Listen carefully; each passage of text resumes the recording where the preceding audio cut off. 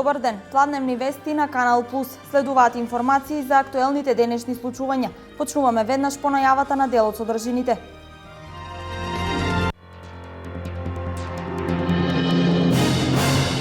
Почна наставата во сите основни и средни училишта во државата. Првиот училишен ден е посебен за првачињата. Во поголем дел од општините на истокот расте бројот на првачиња.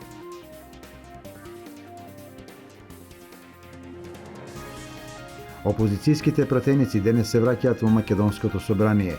По 16-месечен платен одмор се враќаат за да исполнат дел од политичкиот договор од 2 јуни.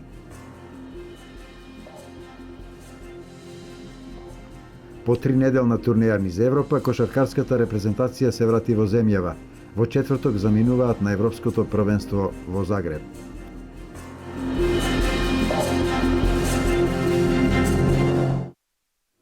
Почна наставата во новата училишна година. На државно ниво вкупниот број на основци е околу 190.000, а средношколци се околу 85.000. Генерацијата правачиња во Македонија годинава број околу 20.000. 460 е бројот на правачиња во Штип. Најбројни се во основното училиште Димитар Влахов, каде годинава ќе учат 140 правачиња во 5 паралелки. За 20 повеќе правачиња од лани, односно вкупно 60 годинава има во општина Карбинци, а зголемување на овој план бележи и општина Берово со околу 100 правачиња. Помалку ученици во прво оделение споредено со лани се бележи во општините Делчево и Пехчево. Во Македонска Каменица годинава образованието го започнаа 64 деца, а во Проби Штип над 140. Најмалите ученици во Штип денес ги посети градоначалникот Илчо Захариев.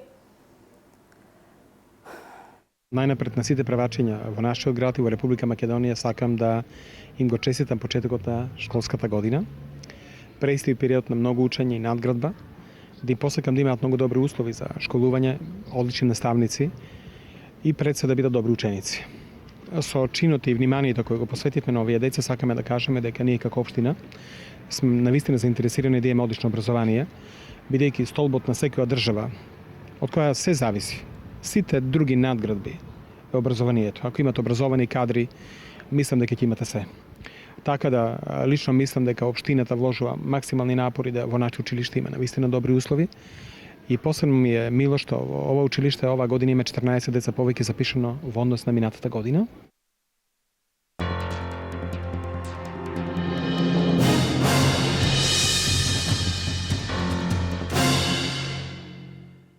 Учениците по 2,5 месеци распуст од денес се во училиште, а опозицијските пратеници по 16 месеци платен одмор денес се враќаат во собраниските клупи. Враќањето на опозицијата во Македонското собрание е една од обврските со договорот од 2 јуни. Бојкотирањето на работата на Законодавниот дом беше одлука која коалицијата, предводена од СДСМ, ја донесе после поразот на минатогодишните парламентарни избори, кога обвинија за изборен грабеж. На ланските избори опозицијската коалиција освои 34 пратенички места, 31 пратеник од опозицијата, после 16 месеци платено неработење денес доаѓаат на работа во собранието.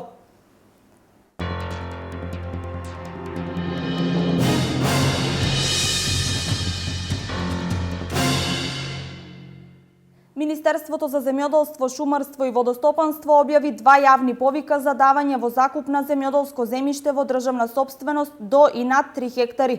На истокот под закуп се издава земјоделско земјиште во Берово, Виница, Делчево, Кочани и Штип. Максималната површина за која може да аплицира еден понудувач е 3 хектари. Закупот е во трајање од 15 до 70 години. Право на учество имаат физички лица и домашни и странски правни лица. Рокот за аплицирање е до крајот на септември.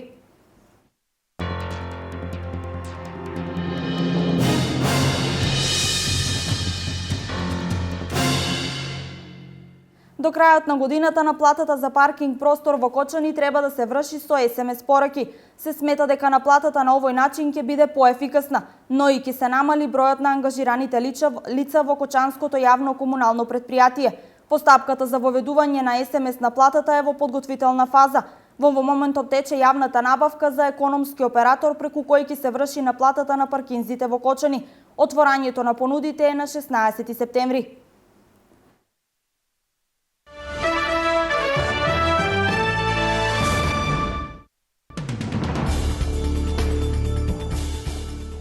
По периодот од јануари до јуни оваа година во Германија се уапсени 1785 лица осомничени за криумчарење на мигранти, а се очекува дека бројот наскоро ќе достигне 2000, соопштуваат од полицијата. Меѓу опсените 227 се од Унгарија, 147 од Романија, 110 од Србија, 108 од Сирија и 101 лице од Бугарија. Во текот на минатата година германската полиција уапсила 2149 лица осумничени за шверц на мигранти и баратели на азил во земјата. Германија е главна дестинација на бегалците и мигрантите, а се очекува дека оваа година во земјата ќе бидат поднесени 800.000 барања за азил, што е 4 пати повеќе од минатата година.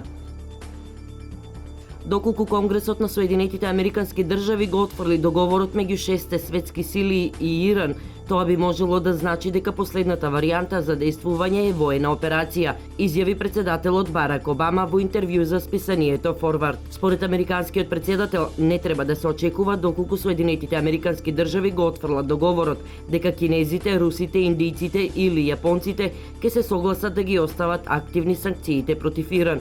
Обама нагласи дека тој и меѓународната заедница сметаат оти договорот е корисен и не се согласува со оние кои се против него. Во интервјуто Обама категорично ги отфрли обвинувањата против него за антисемитизам, откако Израел упати остри критики за договорот со Техеран.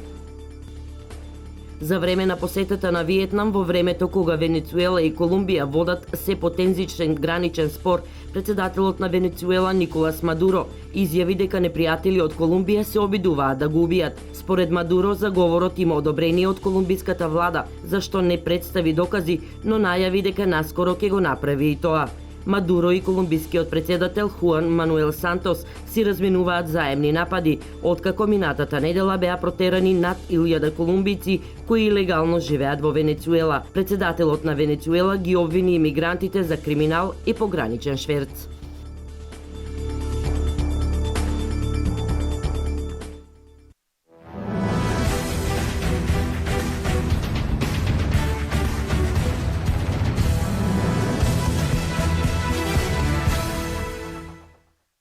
По тринеделна турнеја низ Европа, кошаркарската репрезентација се врати во земјава.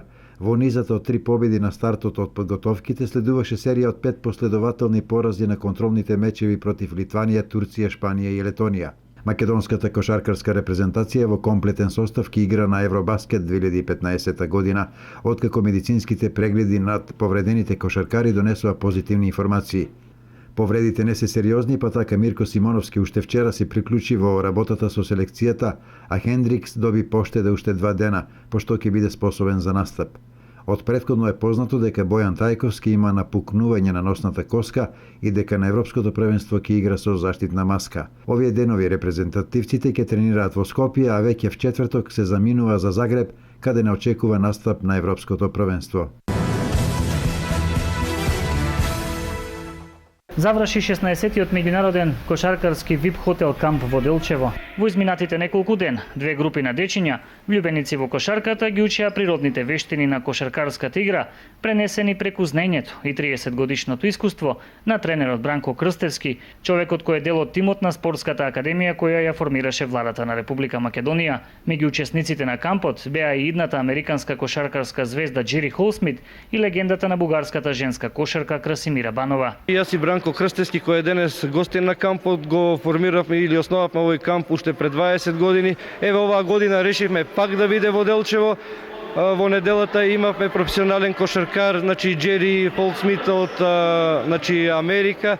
Тука беше легендата на бугарската кошарка Красимира Банова, која со своето искуство исто на децата им влеа самодоверба и едно искуство како понатаму да одат во кошарката. Многу ме радува што и после 15-20 години повторно сум тука. Ова е нова генерација која си носи нешто сосема ново. Задоволен сум од тоа што кампот е организиран на едно високо ниво. Се надевам дека од овие дечиња еден ден ќе имаме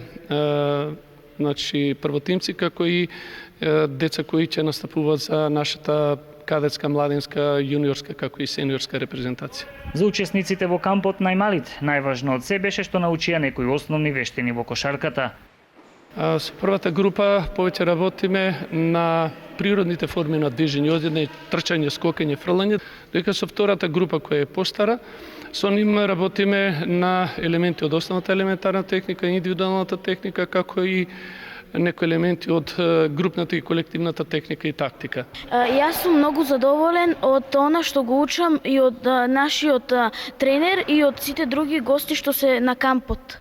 На мене ќе ми помогне во иднина како да ги правам двочекорот, ролингот, дриблањето и други.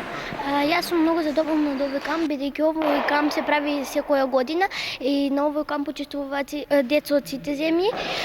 Тука ние можеме да научиме повеќе од што го учиме на тренинзите, можеме да научиме што повеќе и да тренираме и да се занимаваме со кошарка.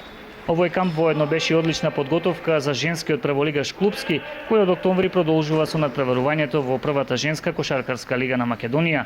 Инаку кампот официјално заврши со спортска работилница на тема улогата на здравиот и хигиенски живот и исхраната кај младите спортисти.